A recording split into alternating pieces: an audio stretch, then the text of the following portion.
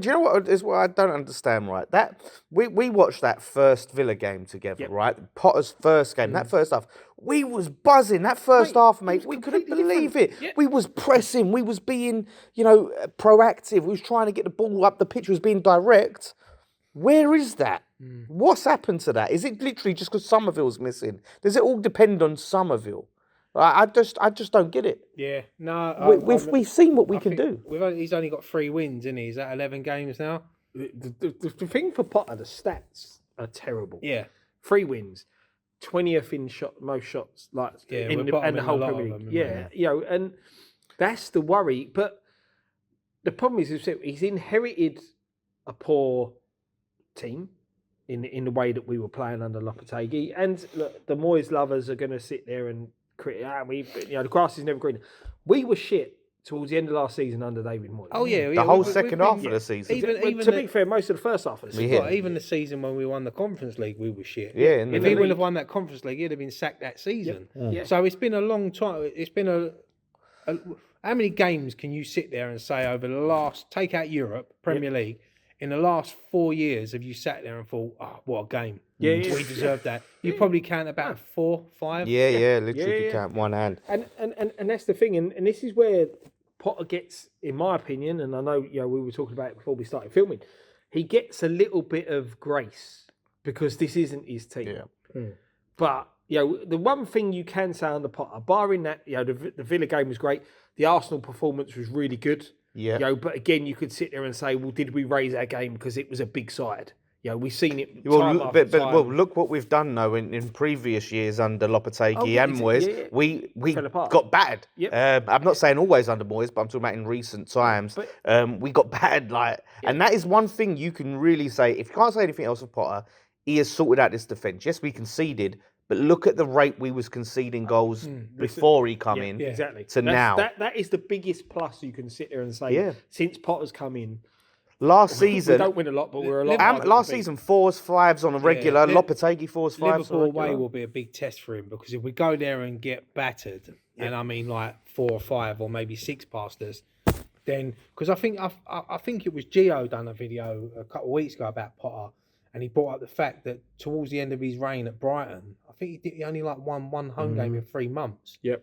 And then he obviously got the Chelsea job. And that obviously didn't go well for him. But I think with Chelsea, it was a bit of a poison. Oh yeah, look, Chelsea's a big job. Yeah, especially when you've got owners like that. Yeah. But I also, and this is what when Potter was coming in, and I weren't that excited about the appointment. This is the worry for me because as much as other fans will sit there and say it's just my West Ham hat being on, it's very much West Ham is a big job.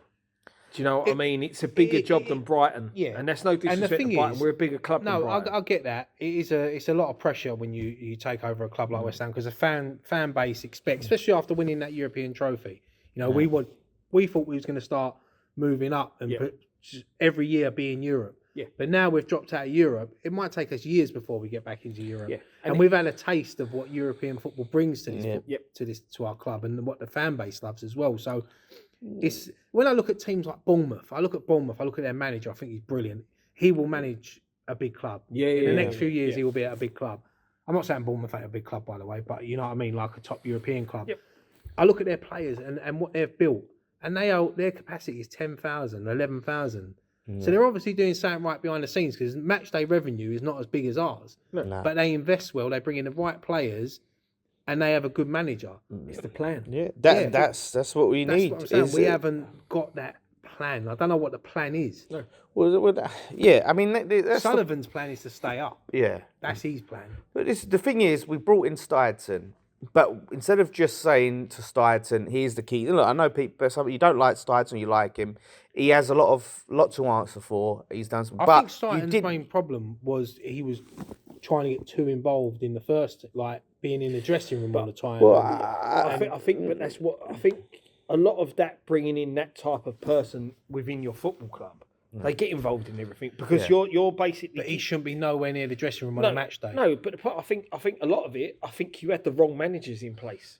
That's why Moyes, even Lopetegui, didn't want Steidton there because he was causing he thought, why are you in here?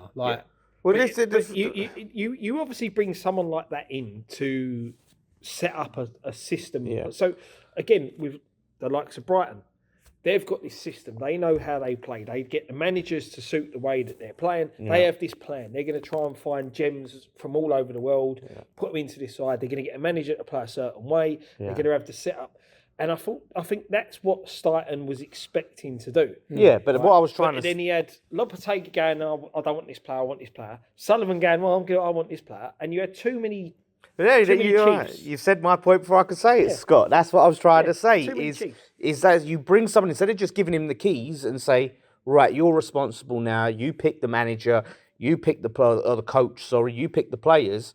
Like you said, Moyes had that role where he had his players and Sullivan had his input, and then Stighton. Then that went with Lopetegui. Like Lopetegui had a few players that he wanted, and there was no. Yeah. And this is the problem with the squad building that we've got now. There's no identity, and going forward, and I have no energy for new manager talk right now. I'm not interested in hearing it because I'm just tired of it now. We've been through it for the past year. Who's the next manager? Like, just fucking stick with this guy for a while, give him a chance, and actually give him some players. We've got this Carl McCauley in with a recruitment strategy, so go with this new way of doing things. Sullivan keep out of it, and actually just back this guy and see what he can do, and then he can live and die by what he gets in. And we have sort of given in, like, Potter as, he's got to understand the players, but when you have to invest time and for a lot of people money into something that's essentially a pre-season, it's not enjoyable. No, so it just feels like we're in limbo at the moment until next season. And this is what I'm saying. We've wasted so much time with Lopetegui. We've put ourselves in this situation. And it's a harsh situation for Potter to come into. It's tough on him. But, we can't just pretend to enjoy it because we're trying to give the new... I'm behind Potter all the way. Same. But I'm not going to pretend like I'm loving this. It's painful, but I'm going to give him time. But I'm still going to have a moan about it because, listen, this is what you got to do. I think a majority of the fan base will say, we all know this is not Potter's team. Yeah. This is not Potter's squad. Let's get through this season and see what happens next season. If it carries on, then we can say Potter out or, this, that and the other. I'm really going to be sort of really scrutinising what we do in the summer in terms of profiles and how we build that squad. And Sullivan, you're always working with one arm time behind your back with Sullivan, isn't you? That's the problem. So we'll see how he interferes and if we get Will Still signings and all this crap, we'll see.